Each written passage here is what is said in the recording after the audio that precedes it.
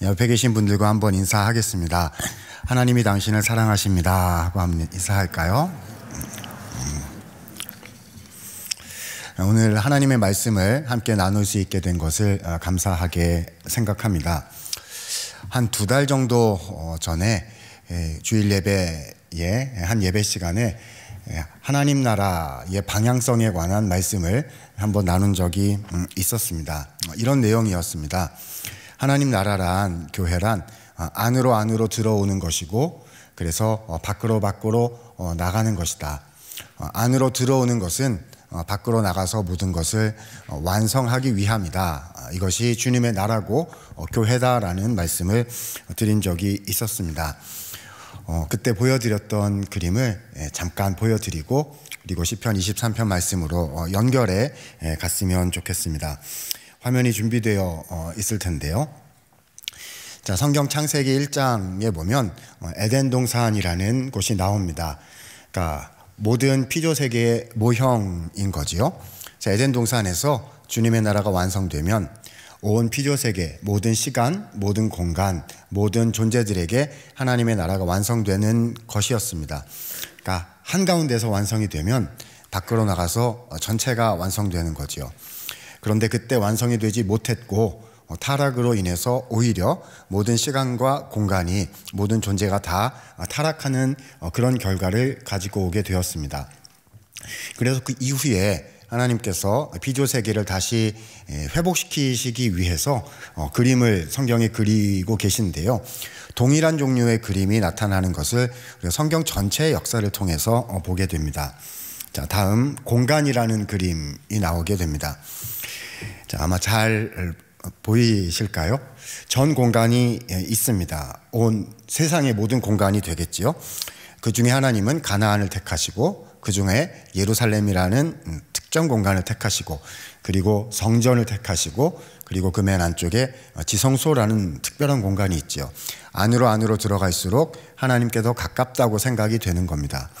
그런데 우리 예수님께서 십자가에 죽으실 때에 지성소로 들어가셨지요.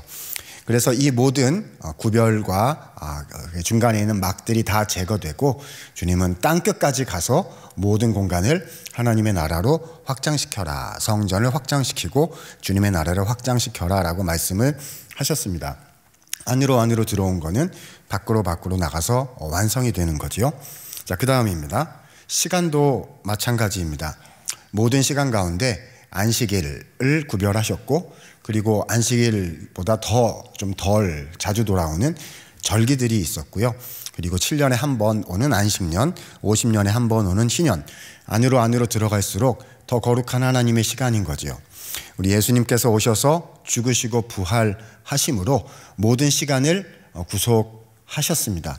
안으로 들어오는 건 밖으로 나가는 힘이 되는 것이었습니다. 다음입니다. 민족들, 사람의 종류에게도 마찬가지였습니다. 열방이 있었는데 그 중에 이스라엘을 택하셨고, 그 중에 레위 지파를 택하시고, 그 중에 제사장 가문, 그리고 그 중에 대제사장 한 명을 택하셔서 하나님을 특별하게 거룩하게 섬기게 하셨지요. 대제사장이신 예수님께서 이 땅에 오셔서 죽으시고 부활하심으로 이 모든 구별의 담은 다 무너졌습니다. 그리스도 안에 한 교회, 한 몸이 있는 것이고, 그 몸이 교회가 땅끝까지 모든 시간과 공간과 모든 존재들에게로 확장되어 나가는 그런 그림을 주님이 주셨지요. 이것을 출애굽기와 베드로전서에서는 거룩한 백성 제사장 나라라고 표현하고 있습니다. 거룩한 백성이란 하나님을 향해서 부르심 받은 거고요. 제사장 나라란 세상으로 나가서 섬기라는 것입니다. 그러니까 방향으로 얘기하자면요, 안으로 들어와서 주님 앞에 훈련받고 예배드리고 성장하고, 거기서 끝이 아니라 어떻게 해요? 밖으로 나가서 모든 시간과 모든 공간과 모든 영역 가운데 주님의 나라를 세우는 것이, 이것이 주님의 뜻이다라는 거예요. 자, 그래서 어떻게 해요? 안으로 들어와야 되는 것이고, 밖으로 나가야 되는 것이고, 이 두 가지가 함께 있을 때 그것이 하나님의 나라요 건강한 공동체다라고 말씀을 드린 적이 있었습니다. 자, 그러면요, 어떻게 해야? 자, 화면은 여기까지만 보겠습니다. 어떻게 해야 우리가 이런 안으로 들어오고 밖으로 나가는 움직임을 할 수가 있는 걸까요? 저는 요즘에 너무 힘든 일을 많이 겪고 고난도 많고 또 많이 섬겼고 많이 소비하고 소진했고, 그래서 저에게는 남은 것이 없는데, 힘을 낼 기력이 없는데 어떻게 또 움직이라는 말입니까? 아무리 계산을 해보고 해도 저에게는 그런 여력이 남아있지 않은데 하나님 어떻게 하면 좋겠습니까? 라고 말씀하시는 우리 성도님들이 혹 계실지도 모르겠습니다. 그래서 오늘 우리는 시편 23편을 통해서 움직임의 동력이라는 타이틀을 가지고 하나님 말씀을, 시편 23편 말씀을 생각해 보았으면 하는 것입니다. 어디서 우리의 힘의 근원이 나오는가 하는 것을 시편 23편을 통해서 살펴보고자 하는 것입니다. 아마도요, 이 시편 23편은 우리 성도님들께서 성경에서 가장 사랑하시고 또 잘 아시는 말씀이 아니지 않을까 싶습니다.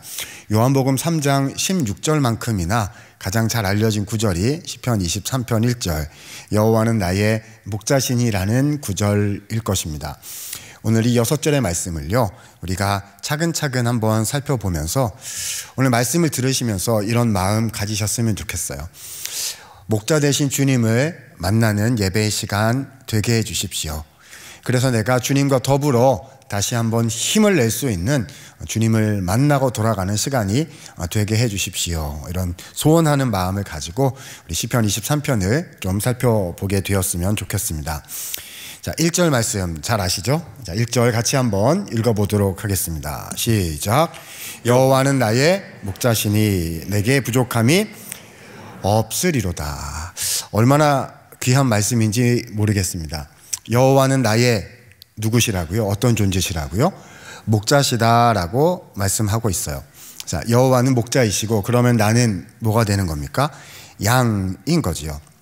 주님께서 돌보시고 주님께서 기르시는 양의 일생이다, 양된 일생이다 라는 것입니다.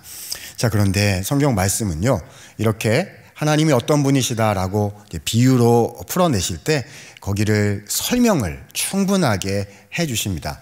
시편 23편에도 여호와께서 목자가 되시기 때문에 그래서 나는 어떤 인생을 살게 되는지를 쭉 펼쳐서 보여주고 계시다는 말씀이죠. 자, 그래서 하반절에 뭐라고 말씀을 하셨습니까? 주님께서 나의 목자가 되시기 때문에 자, 내 인생이 어떻습니까? 내가 무엇이 없다? 부족함이 없다라고 고백하고 있는 거죠. 자, 이 부족함이 없다, 부족하다라는 단어는 성경 원문으로 이렇게 보면 모자라다라는 겁니다. 그런 뜻이에요. 그래서 주님께서 목자가 되시기 때문에 내 인생에는 필요가 발생하지 않습니다. 뭐 이런 말처럼 처음에는 들려요. 꽉꽉 채워져 있어서 부족한 게 하나도 없다는 거지요. 사랑하는 여러분, 오늘 1절을 읽으시면서 어떤 생각이 드셨습니까? 자, 상반절에요, 목자시다 이렇게 나왔고요. 하반절에는 부족함이 없다 이렇게 나왔는데 상반절이 좀 더 중요한 것 같으세요? 아니면 하반절 말씀이 좀 더 중요한 것 같으십니까? 두 개 다 중요하죠. 두 개 다 중요한데요. 성경에서 이 히브리 시, 그러니까 구약 성경에 나오는 시들을 읽어갈 때 하나 기억하시면 좋겠는 그런 사실이 있습니다. 뭐냐 하면 시는 흘러간다라는 거예요. 자, 시는 어떻다고요? 흘러가는 거예요. 여호와는 목자시다 라고 말씀을 하시면 그냥 선언만 하고 끝나는 게 아니라 설명을 하고 쭉 이것을 이어나가는 경우가 매우 많다는 겁니다. 하나님이 나의 목자가 되시기 때문에 자, 내 인생은 어떻다고요? 부족함이 없다는 거죠. 자, 그렇다면 정말 부족함이 없는 걸까요? 여러분의 인생은 어떠하셨습니까? 주님이 나의 목자이신데요, 아무런 부족함이 없는 그런 삶을 지금까지 살아오셨나요? 아닌 것 같은데요. 저는 부족함이 많은 인생 같고 다른 사람보다도 저한테는 특별히 더 부족함이 많은, 그렇게 태어났고 그런 걸 경험해온 그런 존재가 바로 전데요. 이런 생각을 하시는 분들이 혹시 우리 중에 계실지도 모르겠습니다. 어떻게 해야 되죠? 오늘 시편 23편 말씀을 차근차근 우리가 더 살펴봐야 되는 겁니다. 주님이 나의 목자이시기 때문에 내게 부족함이 없다라는 1절의 말씀이 2절, 3절, 4절, 5절, 6절까지를 통해서 차근차근 우리 앞에 그림처럼 펼쳐져 가게 되는 거지요. 자, 포인트 잡겠습니다. 2절부터 나오는 모든 내용들은 뭘 설명하는 거라고요? 부족함이 없도다. 부족함이 없도다라는 말씀을 2절부터 설명해 나가고 있는 것이다. 이렇게 생각해 주시면 좋겠습니다. 자, 그러면 2절부터 부족함이 없는 인생이 어떤 모습인지를 한번 보도록 하겠습니다. 자, 2절 읽습니다. 그가 나를 푸른 풀밭에 누이시며 쉴 만한 물가로 인도하시는도다. 자, 상반절에 보니까요, 우리를 어디에 눕게 하십니까? 푸른 풀밭에 눕게 하십니다. 와, 진짜 좋은 것 같아요. 정말로 부족함이 없는 인생이다라고 생각됩니다. 왜죠? 누워 있어요. 움직이지도 않고요. 와, 정말 목자는 좋은 분이세요. 와, 주님, 제가 월화수목금토 일하고 주일은 주님 앞에 와서 예배드리고 봉사하고 하루는 좀 누워있는 날이 있으면 좋겠습니다. 이런 생각이 들지 모르겠는데요. 우리 주님은 목자이셔서요, 우리를 어떻게 하신다고요? 푸른 풀밭에 눕게 하시는 분이시다. 정말 필요가 없는 것 같아요. 주님이 알아서 척척척척척척 다 해주시는 그런 모습을 상반절이 말씀을 하고 있는 거죠. 그런데 여기서 끝나지 않고요, 하반절에 보니까 뭐라고 말씀을 하셨습니까? 주님이 목자 되신 그 주님께서요, 우리를 어떻게 해요? 쉴 만한 어디로요? 물가로 인도하신다라고 말씀하고 있습니다. 자, 누워있다 보니까 목이 마른가 봐요. 그렇죠? 물론 거기도 잔잔한 물가, 쉴 만한 물가, 거기도 좋은 곳이지만 아무튼 이제는 양이 일어나서 이동을 해야 하는 겁니다. 그렇죠? 아니, 이게 부족함이 없는 건가요? 진짜 목자가 되셔서 부족함이 없으시면 어떻게 해주셔야 돼요?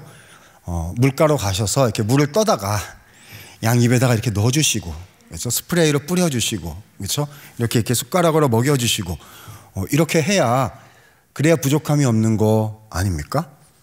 근데 오늘 말씀은 뭐라고 말씀하시냐? 인도해 가신다는 거예요. 알게 됩니다. 아, 우리의 삶에 주님이 목자가 되신다는 것은요, 우리 인생에 뭔가 하나도 필요하지 않도록 그냥 내 앞에 척척척척 모든 게 다 돼 있어서 나는 누워만 있으면 되는, 그렇게 된다라는 뜻이 아니로구나 하는 것을 알게 되죠. 시편 23편은 그래서요, 정에서 점점 더 동으로 움직여 나갑니다. 가만히 있으면 좋겠는데 뭔가를 경험하고 뭔가를 생각하고, 그렇죠? 믿음으로 살아가고 해야 하는 일들이 생겨나게 되는 것, 점점 더 그런 대로 가고 있다는 것을 우리는 23편의 시에서 발견하게 되는 것이지요. 움직여야 돼요. 필요가 생겨났다는 겁니다. 그런데 뭡니까? 그런 필요가 생겨났을 때 주님께서 우리를 쉴 만한 물가로 인도해 가셔서 거기서 하나님께서 우리의 필요를 채워주시는 것을 경험하게 된다는 거지요. 사랑하는 여러분, 이런 하나님 경험해 보셨습니까? 나는 그냥 필요가 하나도 발생하지 않고 염려도 하지 않아도 되고 기도도 하지 않아도 되고, 그렇죠? 아예 고민거리도 없고 그냥 착착착 잘 되는 그런 인생을 원하겠지만 주님은 때로는 우리에게 필요가 발생하는 것을 허락하신다는 거지요. 왜지요? 그분께서 나의 목자가 되셔서 내 인생에 부족함이 없다는 사실을 발견하게 하시는, 그래서 그 주님과 동행하는 삶의 기쁨과 은혜를 알아가게 하시는 그 목적을 위해서 우리에게 때로는 이런 일과 저런 일들도 허락하신다는 사실을 오늘 우리는 2절 말씀에서 발견하고 있는 것입니다. 요즘 어떠하십니까? 또 다른 필요가 생겼다고 눈물 짓고 계십니까? 또 다른 염려가 아직도 내 앞에 있다고 근심 중에 계십니까? 그때 오늘 말씀 기억해야 되는 거지요. 여호와는 나의 목자이시니 내게 부족함이 없으리로다라는 이 하나님의 말씀을 기억하실 수 있는 우리 성도 여러분들 되시기를 소원합니다. 자, 3절로 들어가 보도록 하겠습니다. 3절은 이렇게 기록을 하고 있습니다. 내 영혼을 소생시키시고 자기 이름을 위하여 의의 길로 인도하시는도다라고 말씀을 하십니다. 자, 내 영혼을 소생시키신다라는 말은 회복시키신다라는 뜻이거든요. 어떻게 생각하면 이렇게 소생해야 되는 일도 인생에 없었으면 좋겠어요. 지쳤다는 것이고 힘을 내야 된다라는 그런 상황을 말하는 거 아닙니까? 그런데 계속해서 필요가 생겨나게 되는 거지요. 어쩌면 이 쉴 만한 물가로 인도하셔서 거기서 물을 먹게 하심으로 내 영혼이 소성케 되었다, 다시 회복케 되었다라는 그런 말씀일 수도 있습니다. 자, 그런데 그렇게 소생시키신 후에 우리를 어떻게 인도하시느냐? 의의 길로 인도하신다라고 기록을 하셨습니다. 자, 어떤 길로 인도하신다고요? 의의 길로 인도하셨다는 거예요. 인간적으로 생각하면 의의 길은 별로 마음에 들지는 않을 겁니다. 여러분, 어떤 길을 원하세요? 주님이 나를 어떤 길로 인도하시기 원하세요? 의의 길로 인도하시기를 원하세요? 와, 믿음이 정말 훌륭하시군요. 그죠? 대부분의 우리들은 어쩌면 이럴지 모르겠습니다. 내 영혼을 소생시키시고 행복의 길로 인도하시는도다. 이런 거 있잖아요. 그렇죠? 평화의 길로 인도하시는도다. 만족함의 길로, 성공의 길로 인도하시는도다. 이렇게 됐으면 좋겠는데 뭐라고 하셨습니까? 어떤 길이요? 의의 길로 인도하시는도다라고 말씀해 주셨습니다. 여러분, 의의 길은요, 힘들어요. 그렇죠? 남이 잘 가지 않는 길, 다들 행복의 길, 이익의 길, 만족의 길, 잘 되는 길로 가려고 하는데 의의 길로 가는 것은 어쩌면 쉽지 않을지도 모르겠습니다. 내가 원하는, 그렇죠? 내게 이익이 되는 그런 길이 아니고 하나님이 원하시는 길, 주님이 보실 때 올바른 길, 때로는 악과 대항하여 싸우고 저항해야 하는 길일 수도 있습니다. 때로는 믿음으로 버텨나가야 되는 길일 수도 있다는 것이죠. 때로는 주님 나라의 그 가치를 지켜내기 위해서 내가 가진 것을 진하게 다 비워내고 개워내야 되는 데까지 갈 수도 있는 그런 길이 의의 길 아니겠습니까? 여기다가 한마디 그런데 또 덧붙이세요. 의의 길만 해도 충분히 무슨 말인지 알겠는데 뭐라고 덧붙이시냐면 자기 이름을 위하여 라고 덧붙여 놓으셨습니다. 그러니까 나를 위하여, 양을 위하여가 아니라 목자 대신 그분을 위하여, 그렇죠? 주님의 이름을 위하여 가는 길이다 라고 말씀해 주신 거지요. 우리를 주님께서 푸른 풀밭에 누이시고 쉴 만한 물가로 인도하시고 그리고 우리의 영혼을 소생시키신 이유는 어디로 가게 하시는 겁니까? 주님의 나라를 위해서 살게 하시는 데까지 인도하시기 위함이다. 그러니 함께 가자, 같이 가자라고 주님이 우리에게 초대하시고 우리의 손을 붙잡아 주시는 장면인 것입니다. 그러니까요, 우리가 여호와는 나의 목자시다라고 우리가 1절에서 읽을 때 와, 주님 너무 좋아요, 주님이 다 인도해 주시겠군요, 막 이렇게 하면서 가졌던 인간적인 기대를 3절 정도까지 오면요, 오늘 본문 말씀은요, 그런 우리의 인간적인 기대를 다 뒤집어 놓으십니다. 우리가 그냥 생각하는 대로 목자 되신 주님은요, 그냥 양들이 마음대로 다니도록 냅뒀다가 그냥 막 쫓아다니시면서 뒤치다거리 하시고 막 그런 하나님이 아니시라는 거죠. 우리에게 쉼을 주시고 필요를 주시고 공급하시고 목자가 되어주시는 이유는요, 우리에게 진짜 인생을 살게 하시기 위함인 것입니다. 하나님을 위해서 사는 인생이 진짜 인생이고 주님의 의의 길을 위해서 살아가는 것이 내가 이 땅에, 이 짧은 인생이지만 이 땅에 존재하게 된 이유라는 사실을 오늘 말씀은 우리에게 차근차근 밝히 알려주고 계신 것입니다. 사랑하는 여러분, 고민이 되십니까?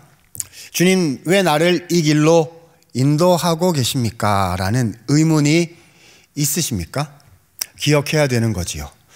주님은 나에게 선한 목자가 되셔서 바른 길로, 선한 길로, 주님을 위한 그 영원의 가치가 있는 길로 나를 인도하고 계시다는 사실을 마음속에 꼭 기억하실 수 있기를 바랍니다. 자, 4절로 들어가 보도록 합니다. 자, 같이 한번 읽어볼까요? 점점 더 말씀은 깊어집니다. 자, 4절 읽습니다. 시작. 내가 사망의 음침한 골짜기로 다닐지라도 것은 주께서 나와 함께 하심이라. 주의 지팡이와 막대기가 나를 안위하시나이다. 인간적으로 생각하면 4절은 잘 못 읽겠어요. 잘 못 읽겠어요. 와, 저에게, 우리 성도님들에게 이런 일은 안 생겼으면 좋겠다는 것이 인간적인 그런 마음이어서 그럴 것 같습니다. 왜요? 뭐가 나오기 때문이죠? 무슨 골짜기요? 사망의 음침한 골짜기가 나옵니다. 이쯤 되면 양들은 말할지도 모르겠습니다. 죄송합니다. 양들은 이렇게 말할지도 모르겠어요. 속았다. 이럴지도 모르겠어요. 그렇죠? 푸른 풀밭에 누이시고 쉴 많은 물가로 인도하시고 내 영혼을 소생시키시고 너무 좋죠. 그리고 가치 부여도 하셨어요. 의의 길이다 하셨거든요. 그런데 가보니까 그게 뭐가 됐어요? 사망의 음침한 골짜기가 됐다는 겁니다. 이거는 양떼가 잘못해서 옆길로 가가지고 자기 잘못으로 양이 지 잘못으로 어려움에 빠졌다, 그런 뜻이 아닐 것입니다. 의의 길로 가고자 했는데 그 길이 때로는 고난이 있는 길이고, 때로는 인내가 필요한 길이고, 때로는 모든 소망이 끊어졌다라고 생각될 만큼 쉽지 않은 길일 수 있다는 사실을 우리에게 보여주고 계신 거지요. 어떻게 해야 될까요? 돌아가겠다. 여긴 나는 사망의 음침한 골짜기는 싫으니까 그게 이렇게 보이기 시작하면 의의 길이니 뭐니 다 놓고 나는 행복의 길로 갈 거예요, 나는 성공의 길로 갈 거예요 하고서 되돌아가야 할까요? 그렇지 않지요. 그렇지 않지요.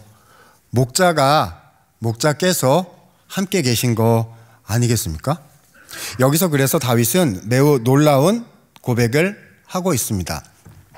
내가 해를 두려워하지 않겠다라고 말하고 있지요. 여기서 해란 자연 만물의 그 태양을 얘기하고 있는 게 아니고요, 악함을 얘기하고 있는 겁니다.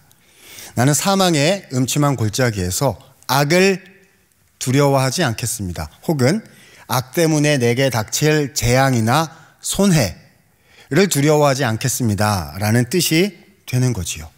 왜 그렇지요?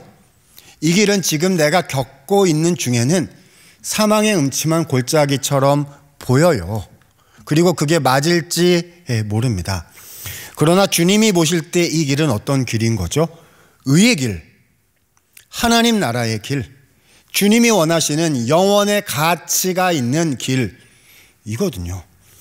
그러니까 이 길에서 나에게 덮쳐오고 덤벼오는 그 악을, 그 악 때문에 나에게 올 그 어려움과 손해를 두려워하지 않겠다는 거예요.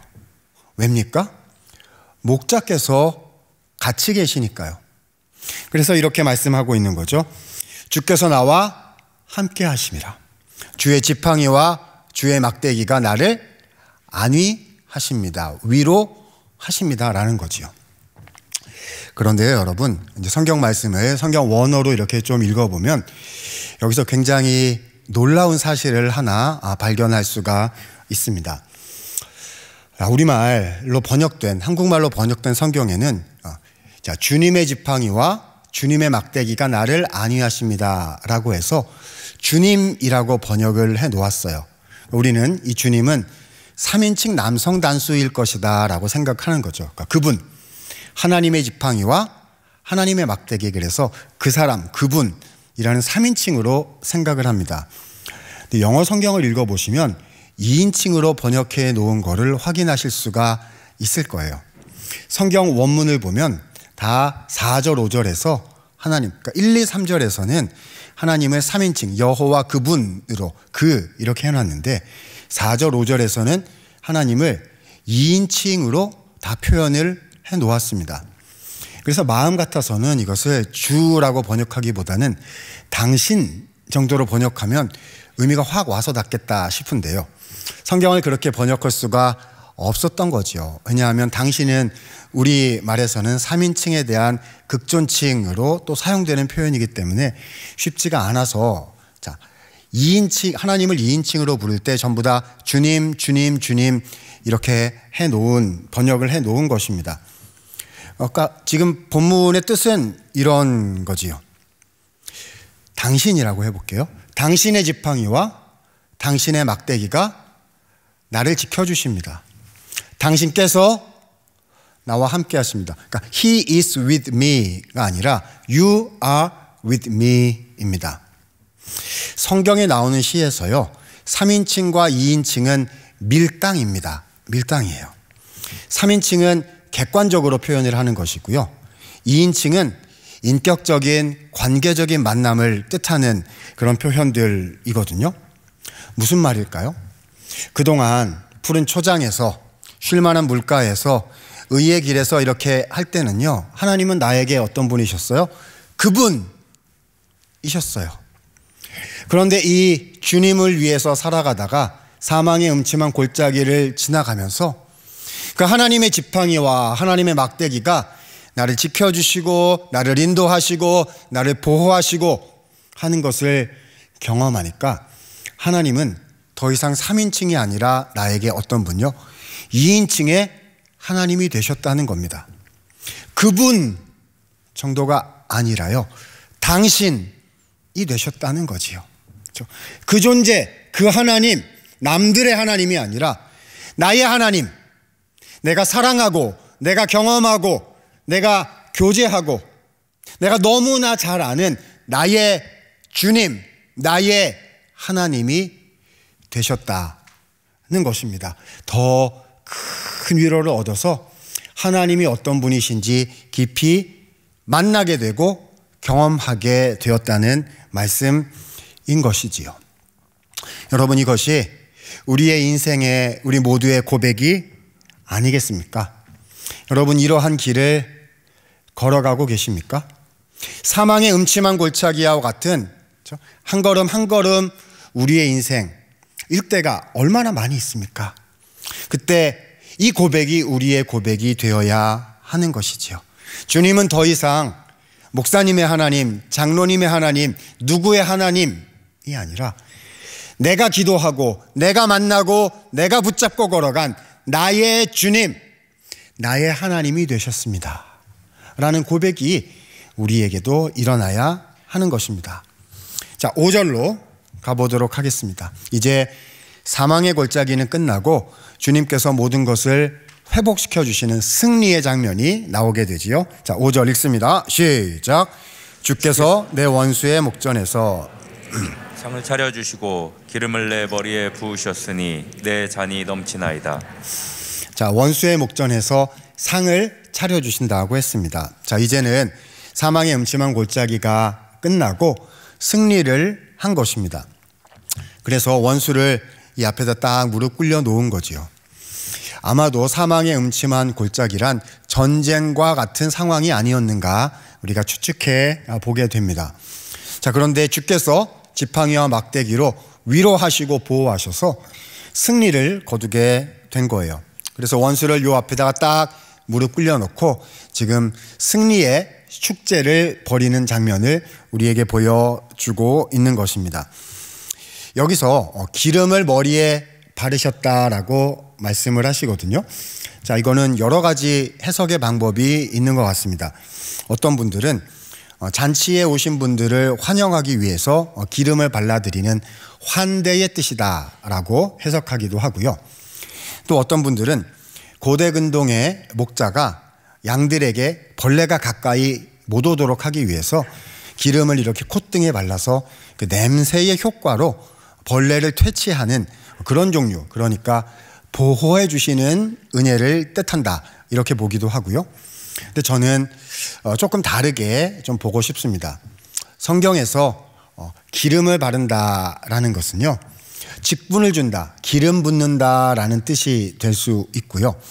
하나님께서 이런 다윗에게 기름을 부으셔서 왕이 되게 하시고 하나님 나라의 귀중한 은혜로운 사명을 맡겨주셨다. 그래서 사명을 주셨다라는 뜻으로 해석할 수가 있겠습니다.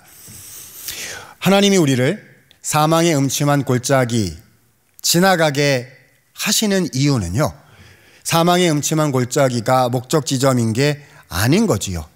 어디가 목적 지점입니까? 5절 6절까지 와야 되는 거예요. 주님께서 내 앞에 축제의 은혜의 장소 잔치를 벌여주시고 뿐만 아니라 기름을 부어 내게 하나님 나라의 사명을 감당하도록 주님이 내게 직분도 주시고 역할도 주시고 해야 하는 삶의 일들을 맡겨주신다라는 뜻이 되는 겁니다. 그러니까 내 잔이 넘치나이다라고 다윗은 또한 고백하게 된 것입니다. 우리의 삶이요, 2절, 3절, 4절을 거쳐 이 5절에까지 나아가고 있다는 그 소망을 우리 속에 늘 간직하고 하나님 나라의 사명자로 부름받은 나의 인생이다라는 사실을 기억하고 우리가 살아가야 할 것입니다. 자, 마지막 6절을 보도록 하겠습니다. 자, 다 함께 힘있게 한번 읽습니다. 시작. 내 평생에 선하심과 인자하심이 반드시 나를 따르리니 내가 여호와의 집에 영원히 살리로다. 아멘. 자, 상반절 보니까요, 자, 누가 나를 따라다닌다고 했습니까? 선하심과 인자하심요.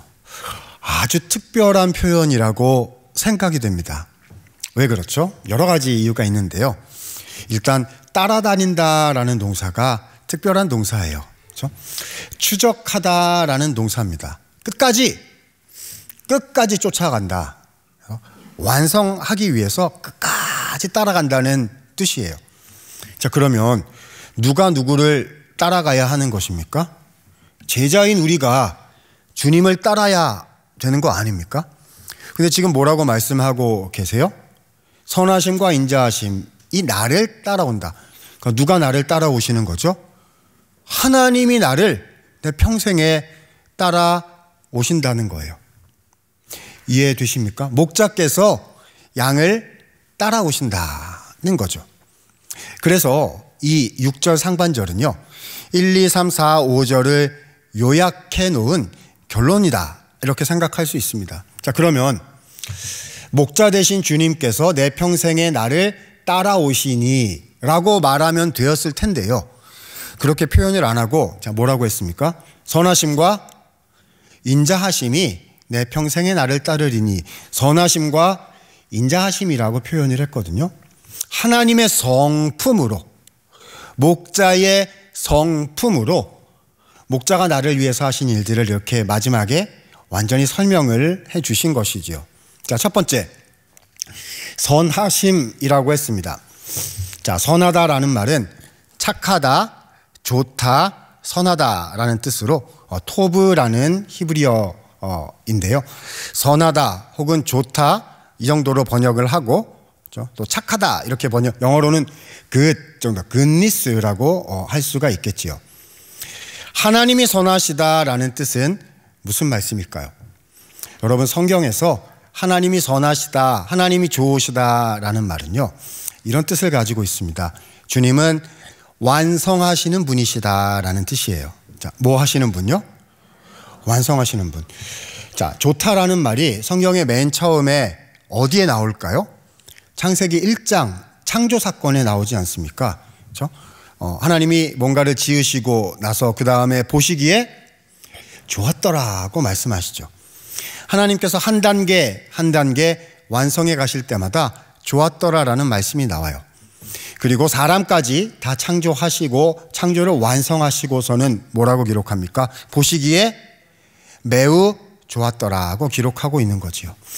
하나님이 좋으신 분이다라는 말씀은요, 그냥 주님이 항상 껄껄껄껄 하시는 분이시다, 이 정도, 그 정도 수준의 의미가 아니고요, 더 깊은 거예요. 하나님은 완성하시는 분이시다. 주님이 보시기에 좋더라 하실 때까지 반드시 나를 완성시켜 주시는 분이시다 라는 뜻이거든요.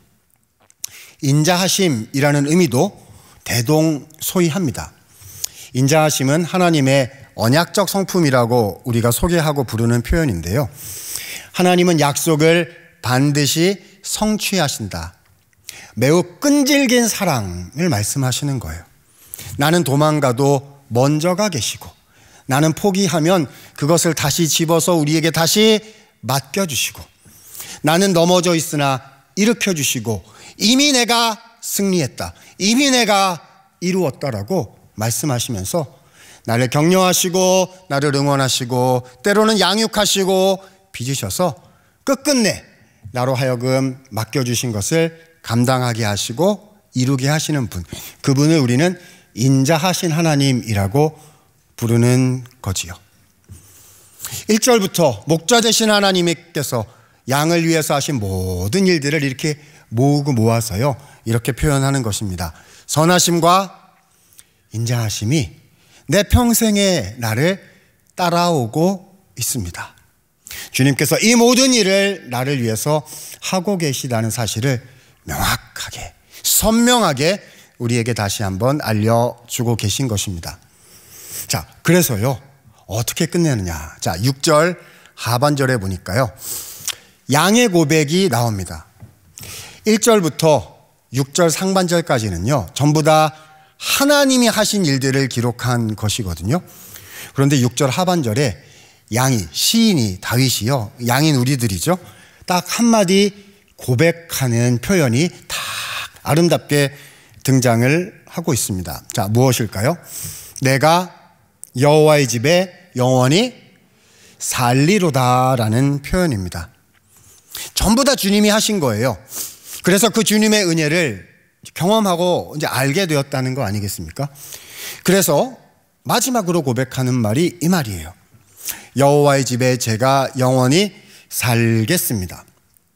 조금 설명이 필요합니다. 자, 우리 한국말 그 성경에는 살다라고 번역을 해 놓았습니다. 거주하다, 살다라고 번역해 놓았는데 성경 원문을 직역해서, 히브리어 원문을 직역해서 번역을 하면 이렇게 됩니다. 돌아갈 것입니다 라고 번역하게 됩니다. 자, 무슨 동사라고요? 돌아가다. 근데 이것이 계속과 반복을 뜻하는 문법적인 형태를 가지고 있어요. 그래서 자, 직역하면 이렇게 됩니다. 내가 하나님의 집에, 여호와의 집에 계속해서 돌아갈 것입니다. 영원히. 계속해서 돌아갈 것입니다 라는 뜻입니다. 이게 무슨 말일까요? 여호와의 집이란 성전을 가리키는 말일 것이고요. 성전이란 건물만 얘기하는 게 아니지요. 성전의 핵심 개념은 뭡니까? 하나님의 임재, 하나님이 계신 곳, 하나님께로, 이런 말이 그런 뜻이 아니겠습니까? 이렇게 되는 거죠. 제가 이제부터는 하나님께로 계속해서 나아갈 것입니다. 주님께로 계속해서 돌아갈 것입니다 라는 의미가 되는 거지요. 그렇습니다. 주님께서 나를 위해 하신 그 모든 일을 경험을 했어요. 푸른 초장부터 시작해서 쉴만한 물가로 소생시키셔서 의의 길로 인도하시고, 사망의 음침한 골짜기에서 그분이 내게 당신이 되시는 그 보호하심을 경험하고, 원수 앞에서 차려놓은 상 자리에서 기름으로 베푸셔서 사명을 주심, 그래서 선하심과 인자하심이 내 평생에 나를 따라오고 또 따라온다는 것을 이제 알게 된 거지요. 주님이 이렇게 나를 위해서 많은 일들을 하신 것을 알게 되니 이제는 저도 주님께로 향하겠습니다. 이제는 저도 주님께로 한 걸음 움직이겠습니다. 주님을 향하여 오늘도 돌아가고, 주님을 향하여 내일도 돌아가고, 주님께로 저도 움직여 나가겠습니다 라는 양의 고백이 이제 터져 나오게 되는 것입니다. 은혜를 받아서요, 은혜가 나를 움직여 하나님께로 가는 움직임의 동력을 만들어내게 된 것이지요. 그래서 저는 오늘 설교의 제목을 움직임의 동력이라고 붙여 보았습니다. 여러분, 우리가 도대체 어디서 힘을 얻을 수가 있겠습니까? 푸른 초장에서 힘이 나오나요? 의의 길에서 힘이 나오나요? 사망의 음침한 골짜기에서 힘이 나오나요? 아닙니다. 아닙니다. 목자 되신 하나님께서 선하시고 인자하셔서 나의 인생을 이끌고 계시고 반드시 이루신다는 것을 믿게 될 때, 경험하게 될 때 그 목자로부터 우리가 움직일 수 있는 힘이, 그 힘이 나오게 되는 것 아니겠습니까? 그러니까 우리는요, 푸른 초장으로 움직이는 게 아닌 거예요. 내가 의의 길로 가겠다라고 막 내가 의의 길로 가고 있는 그런 게 아닌 거지요.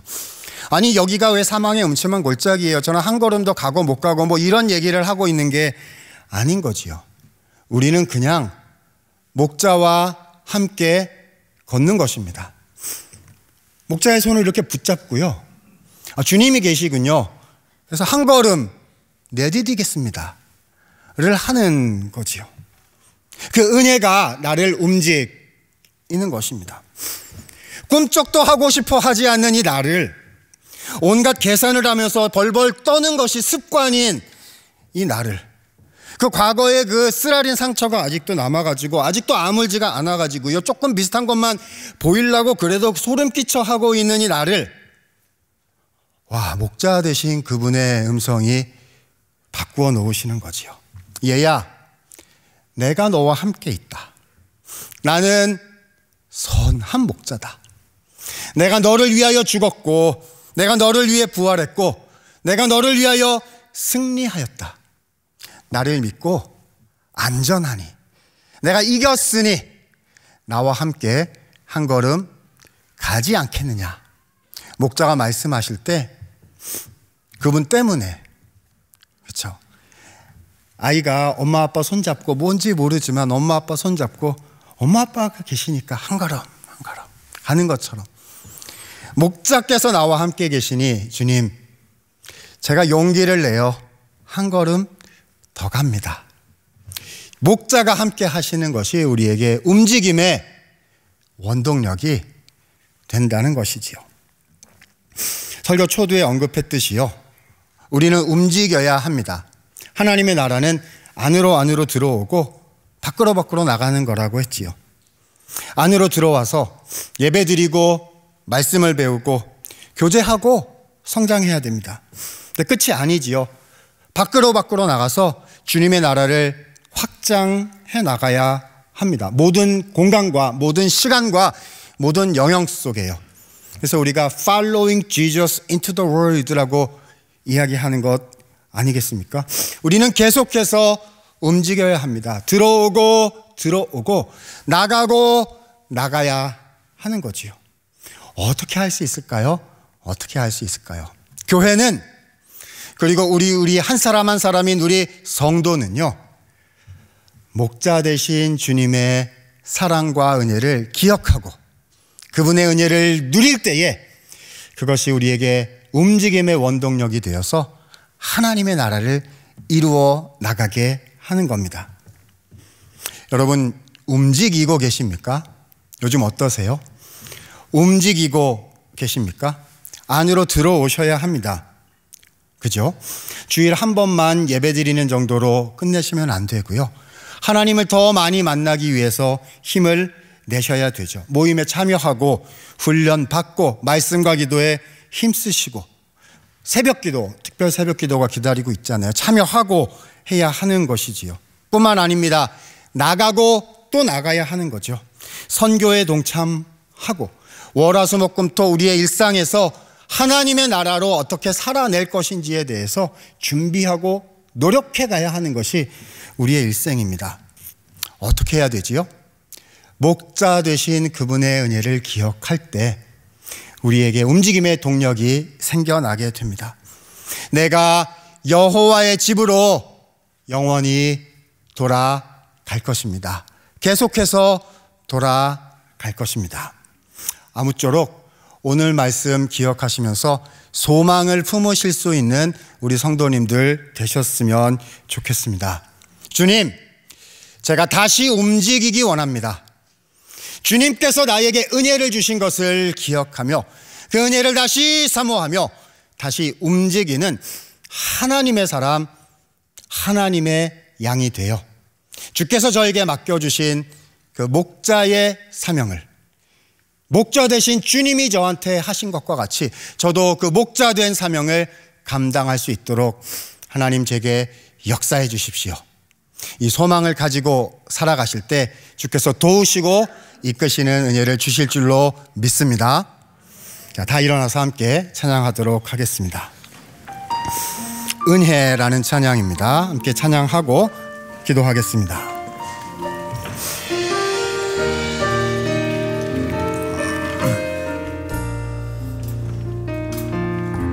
내가 누려왔던 모든 것들이,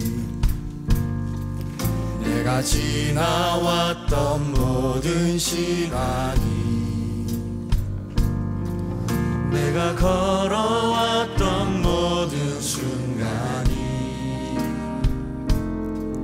당연한 것 아니라 은혜였소. 아침해가 뜨고 저녁에 노을, 봄의 꽃향기와 가을의 열매, 변하는 계절의 모든 순간이 당연한 것 아니라 은혜였소. 모든 것이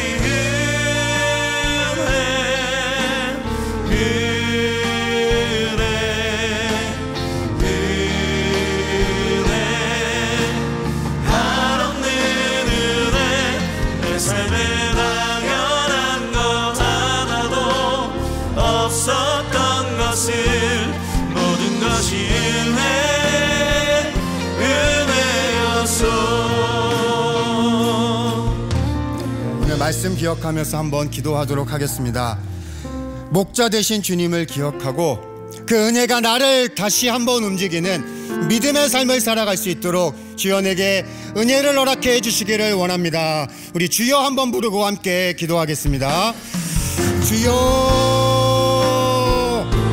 하나님 감사합니다. 오늘도 주일 예배를 통하여 시편 23편으로 하나님의 은혜를 우리에게 다시 한번 깨닫게 하심을 하나님 감사합니다. 하나님, 우리는 어리석고 게으르고 지혜가 없는 양떼들입니다. 그러나 주께서 우리의 목자가 되셔서 우리를 선하게 인도하시며 그 인자하심으로 우리를 따라오시며 우리도 이제 주님께로 돌아갑니다라고 고백하게 하시는 선하신 목자 되신 것을 기억하며 하나님, 우리의 영혼에 다시 한번 힘을 내어 주님과 더불어 살아가기를 소원하오니 하나님, 주님 앞에 나와 예배하며 기도하는 주의 성도들을 기억하여 주시옵소서. 하나님, 우리의 각자를 기억하시고 가정을 기억하시고 직장과 일터와 하나님 우리에게 주신 모든 기업의 터전 가운데 하나님, 나의 백성으로 힘있게 살아내는 하나님 우리 모든 성도들 될 수 있도록 하나님 복에 복을 더하여 주시기를 원합니다. 인도하여 주시옵소서. 이제는 구주 예수 그리스도의 은혜와 하나님 아버지의 사랑과 성령의 교통 역사하심이 여호와께서 선하시고 인자하신 목자가 되셔서 내게 은혜 베푸심을 기억하고 다시 한번 힘을 내어 주님, 저도 주님께로 돌아가는 삶을, 주님과 함께하는 삶을 살기 원합니다. 소원하며 결단하고 돌아가는 모든 주의 백성들 머리머리 위에 이제로부터 영원토록 함께 계실지어다. 아멘.